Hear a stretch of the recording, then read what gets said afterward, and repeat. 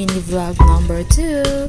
So guys, karon di ay magluto ko ramen with sikwa. So di ay panitan ako ang sikwa. Hindi mo siya gulang pero guys, siya panitan guys. Halata man no, habol sa dako kung sikwa. So duha day kabuk ako sa sagol guys. Kay nahutan mo may karni, so kanay lang sikwa. Sagol. Chop-chop na siya o gagawin guys.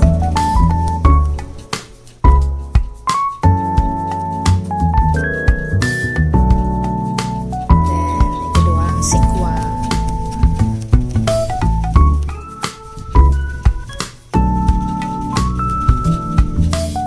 Then, human ako chop guys. Then, ako na siyang i-transfer sa gamay nga bowl para hugasan.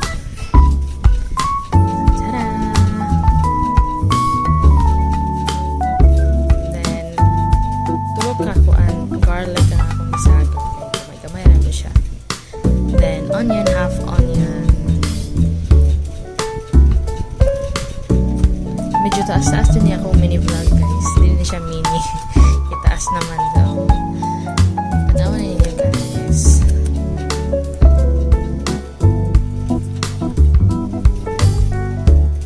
Kahasol ba na yung ahos no? O sige. Pika yun na diha. Tanggal ng panit. Then, kamo na guys. Tatada na siya pino. Then, ano siya ang ramen niya ako isagot guys. Ablihan. Then, so, napot siya bowl kay hugasan. Then, tada! Guys, kay nagsindi na ako sa butino. Ang butino ka di siya mo. Siga o way posporo. Nya, ano kay ko. Mugamit o butino posporo kay tagam na ko kay kaduhan ako na sila uban. Then fried na ang ahos o bumbay. Then mekas-mekas.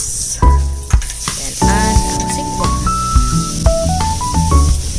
Ang sikwa guys kay ano siya okay na siya andun siya para siyang pumok na para magawa siyang aroma. O diha si Inday naga para takda ni Sasang naginakuan na to ani tanawon sagda nas kusina siguro. Then diha guys nag-add ko og gamay nga water para na sa sabaw kay tugnaw kayo ron ang panahon so maghigop ta og sabaw. Then salt, gamay lang nga salt no. O kuan pangpalasa, syempre magic sarap. Gamay lang kay mga upaw niya ta. Then okay yun. Then, i-add na to ang ramen kaya nibukal naman siya. Then, okay na po. Then, pabuti mo siya dito nga humukumok na ang iyahang texture. Then, ano siya. Luspad sa niya guys kaya wala sa papis. Then, tilawan na to kung okay na ba. Kung okay na ba siya.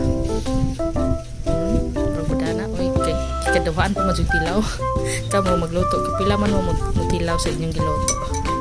Kung sure na mga lamig yun. Okay naman tingali no. Then tada, happy na siya maluto. And naluto na siya, gitransfer na ako siya sa